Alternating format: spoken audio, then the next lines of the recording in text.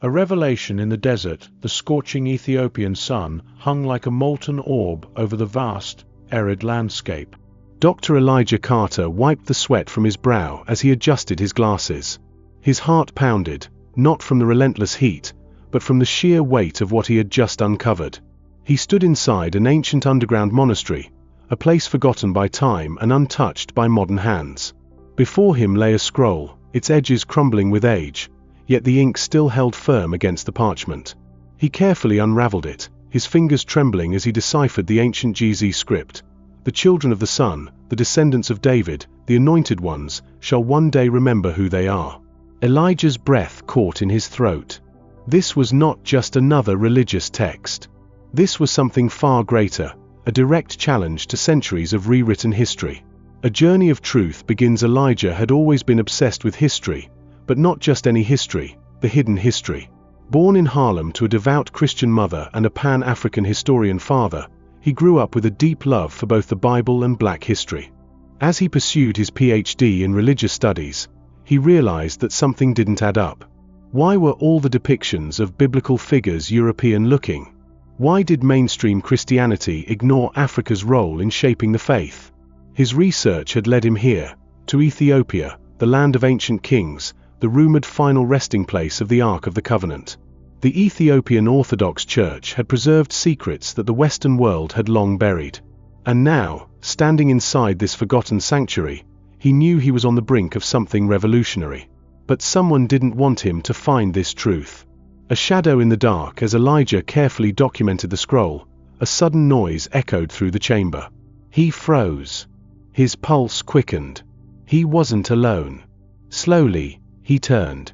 A figure stood in the shadows, a tall man, dressed in dark robes, his face partially obscured by a hood. His presence was imposing, almost otherworldly. Elijah Carter, the man spoke in a deep, steady voice. Elijah swallowed hard. Who are you? A messenger, the man said. You are seeking truths that have been buried for centuries. But be warned, truth is dangerous. Elijah's mind raced. Was this man a guardian of the monastery? A scholar?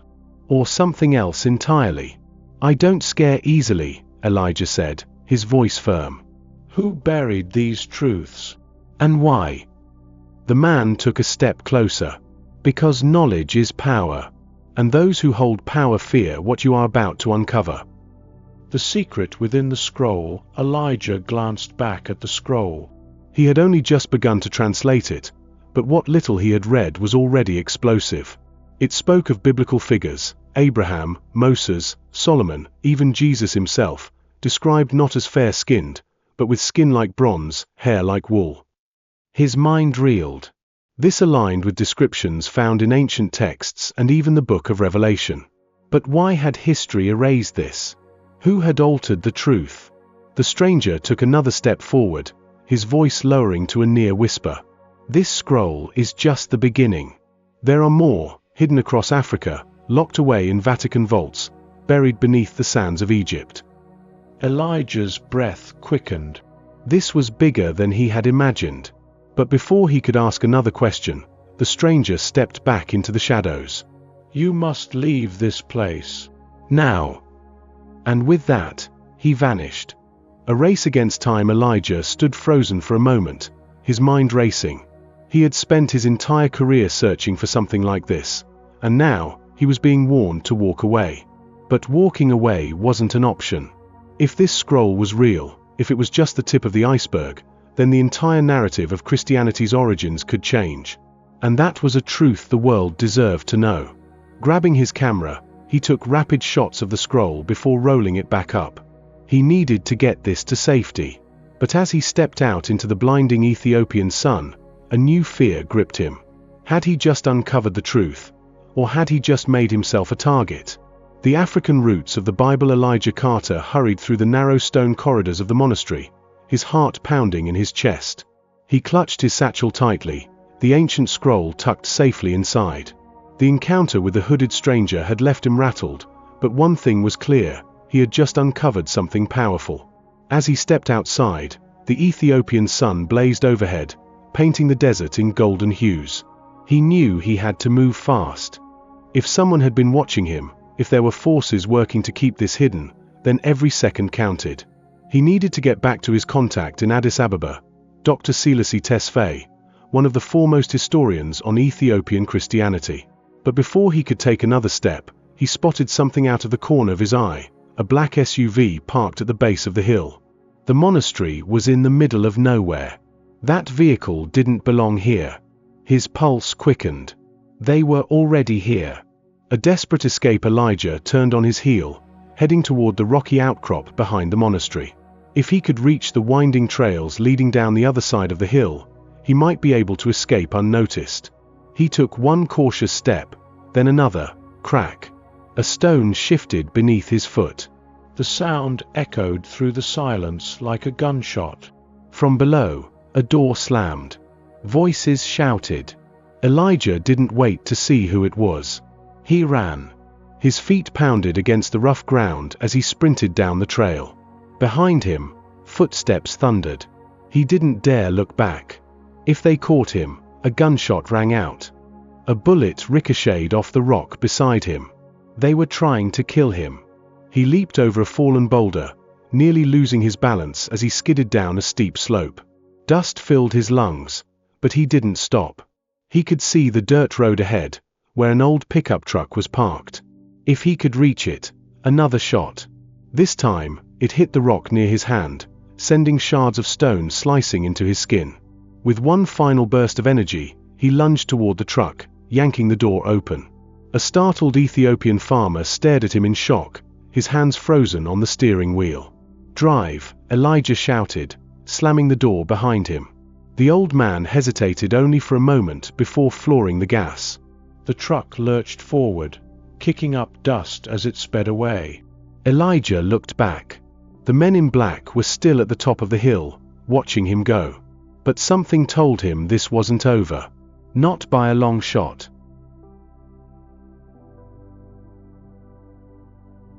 History of Africa in the Bible. That night, in a small, dimly lit cafe in Addis Ababa, Elijah sat across from Dr. Selassie Tesfaye. The elderly historian's eyes widened as he examined the photos of the scroll on Elijah's camera. "This," Selassie breathed, his fingers trembling slightly. "This is what we've been searching for." Elijah leaned forward. "What do you mean?" Selassie looked up, his dark eyes full of urgency. "What you found is proof that Africa's role in the Bible is far greater than the world has been led to believe. The people of the Bible were not white, Elijah.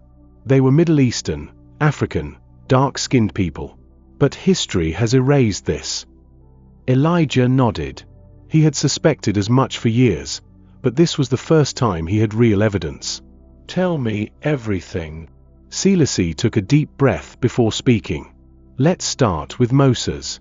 The Bible says he was mistaken for an Egyptian, meaning he looked like an Egyptian. And who were the Egyptians? Black Africans. Look at the statues, the paintings, the hieroglyphs. They weren't white. Then there's Solomon. The Song of Solomon describes a woman who says, 'I am black and beautiful,' but many translations later changed it to 'I am dark but lovely,' as if her blackness was something to be excused. And then, Elijah, he leaned in closer. There's Jesus." Elijah's breath caught. Selassie continued, his voice barely above a whisper. Revelation 1 verse 14-15 describes the risen Christ as having hair like wool and feet like burned bronze. That is not the description of a European man. That is the description of a black man. Elijah's mind reeled. If this was true, it meant that centuries of Eurocentric religious art had been deliberate misrepresentations. It meant that colonizers and enslavers had rewritten Christianity to serve their own purposes.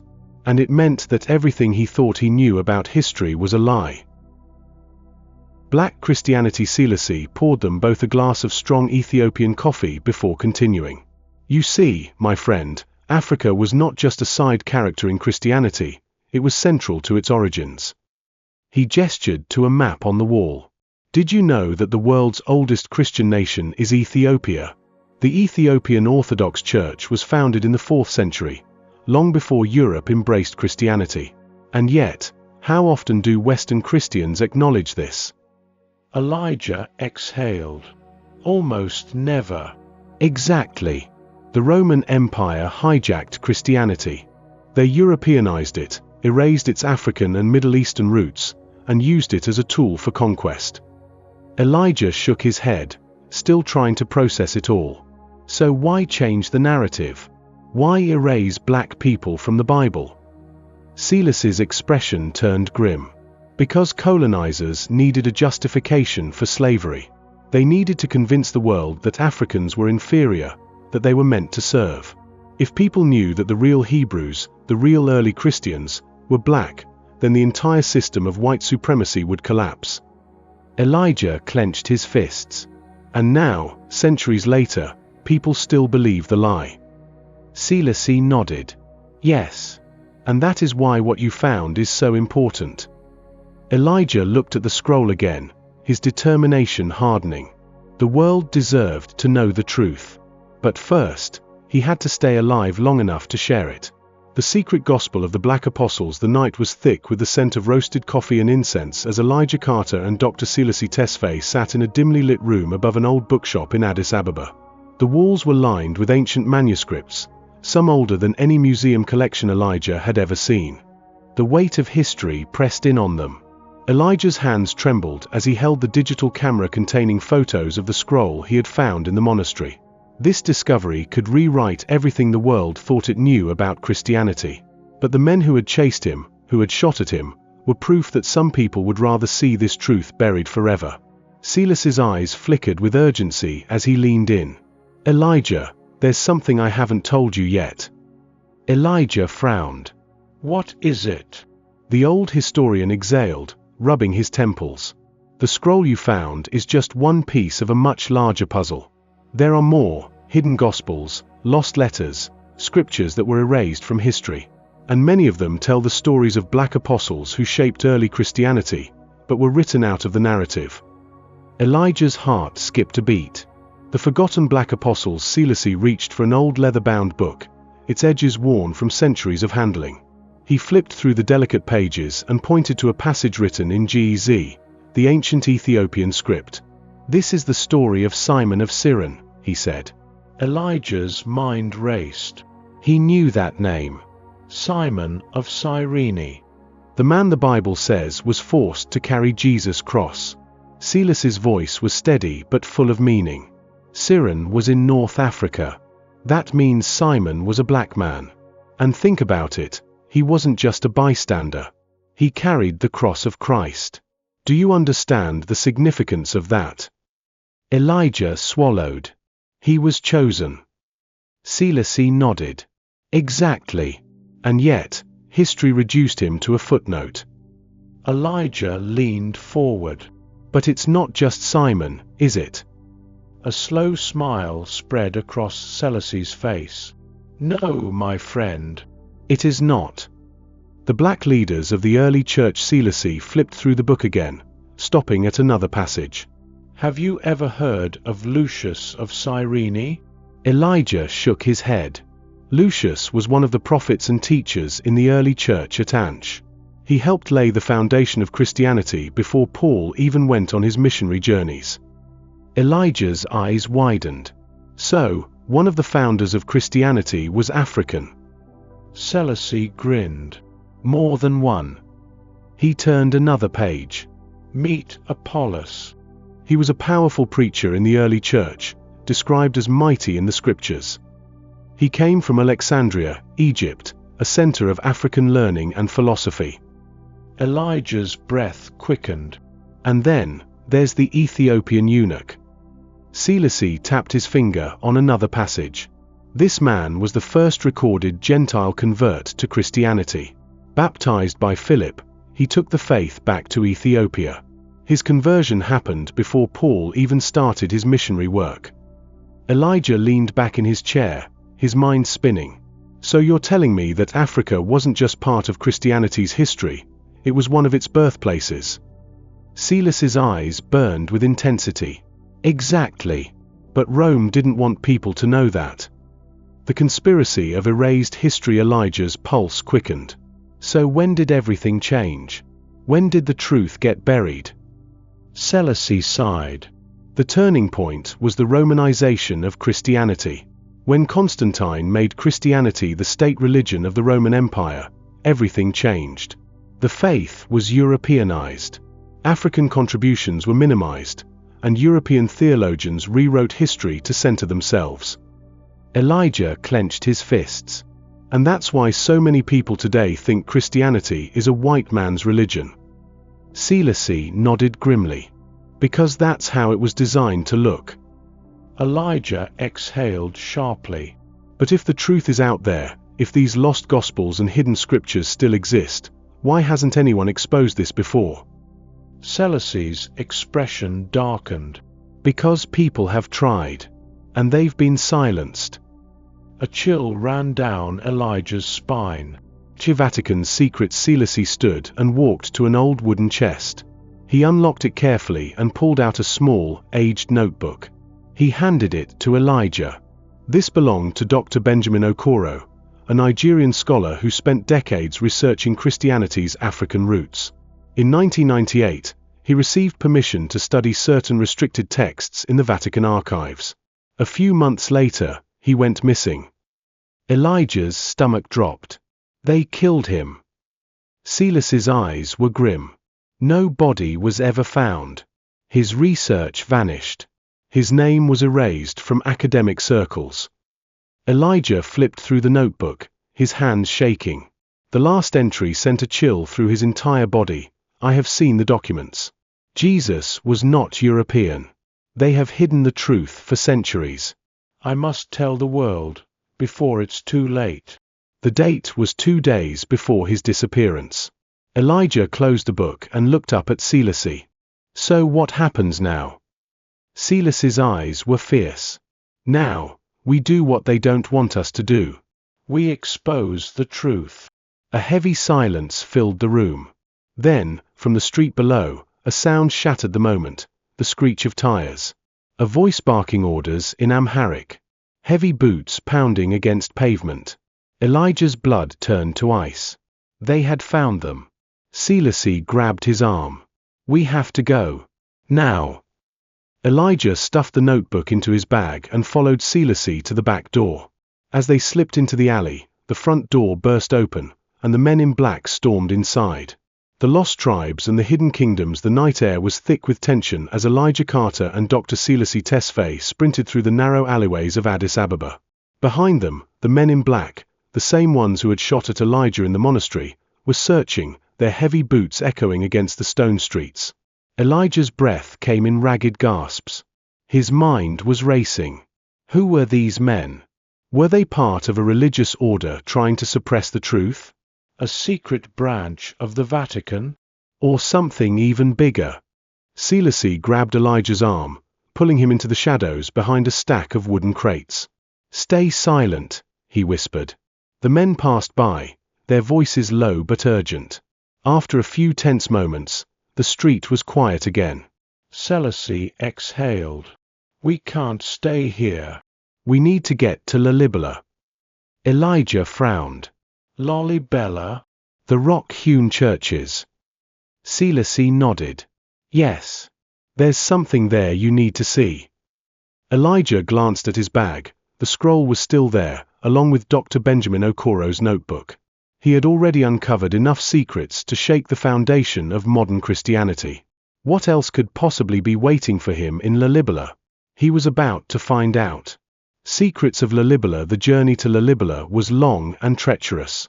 By the time they arrived, the sun was beginning to set, casting a golden glow over the ancient rock-hewn churches. These 11 medieval churches, carved entirely from stone, stood as a testament to Ethiopia's deep and unbroken connection to Christianity. Elijah had read about them before, but seeing them in person was overwhelming. How had people in the 12th century managed to carve entire cathedrals out of solid rock? Selassie led him toward one of the oldest churches, Beit Mariam. Inside, the air was cool and filled with the scent of aged incense. The walls were adorned with faded paintings of biblical figures with dark skin and woolly hair. Elijah's heart pounded. This was history untouched by European hands. Come, Selassie whispered.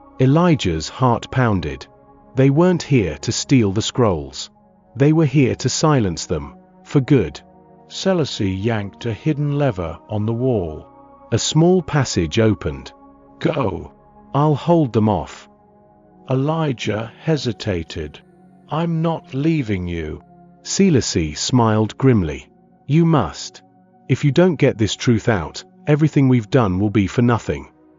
A bullet ricocheted off the stone wall, sending dust flying. Elijah had no choice. He grabbed the ancient scrolls, stuffed them into his bag, and sprinted through the secret passage. Behind him, the sound of gunfire intensified. And then, silence. Elijah clenched his jaw. He would not let Selassie's sacrifice be in vain. He tightened his grip on his bag and ran into the night. This wasn't just about history anymore. This was about survival. And the battle had only just begun. Chapter 5. The Vatican's forbidden archives. The air was thick with smoke as Elijah Carter ran through the secret tunnels beneath Lollabella. His heart pounded in his chest, his mind racing. Dr. Selassie Tesfaye was gone. The gunfire, the explosion, it all replayed in his mind like a nightmare. Had Selassie survived? He didn't know. But what he did know was that he couldn't stop now. The truth was in his hands. Inside his bag, the ancient scrolls rustled as he ran. They held proof that Africa's connection to biblical history had been deliberately erased. That the lost tribes of Israel were never lost, but were scattered across Africa. And now, he had to take the truth to the one place where the deception had been orchestrated for centuries. The Vatican.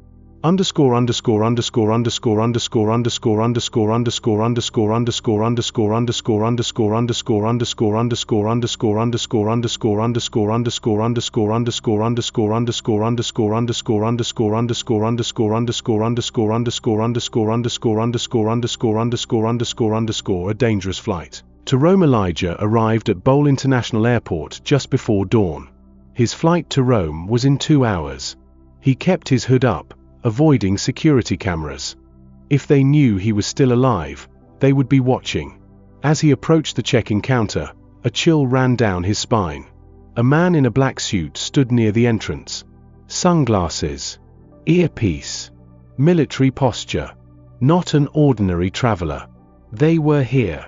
Elijah kept walking, keeping his face down. Stay calm. Act natural. He handed his passport to the attendant, his fingers gripping the counter. The woman smiled. Rome, sir. Elijah forced a nod. Yes. One way. She typed something into the system. The seconds stretched into eternity. Then, finally, the boarding pass printed. Elijah grabbed it, murmured a quick thanks, and headed toward security. The man in black was still watching, but he didn't move. Not yet. Elijah exhaled. Just get on the plane. Get to the Vatican.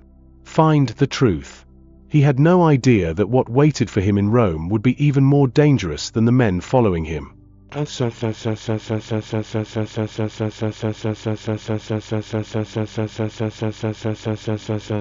The secret library of the Vatican. The Vatican. A city within a city. A fortress of faith, wealth, and secrets. Elijah had spent years studying the Vatican's history, but nothing could prepare him for standing in St. Peter's Square. Tourists moved in waves, cameras flashing, unaware that beneath their feet lay one of the world's most forbidden collections, the Vatican's secret archives. This wasn't just a library. It was a vault of hidden history. Inside, ancient texts were locked away, letters from early church leaders, records of forgotten councils, and classified documents that had never seen the light of day. And somewhere in those archives was the evidence Elijah needed. But first, he had to get inside.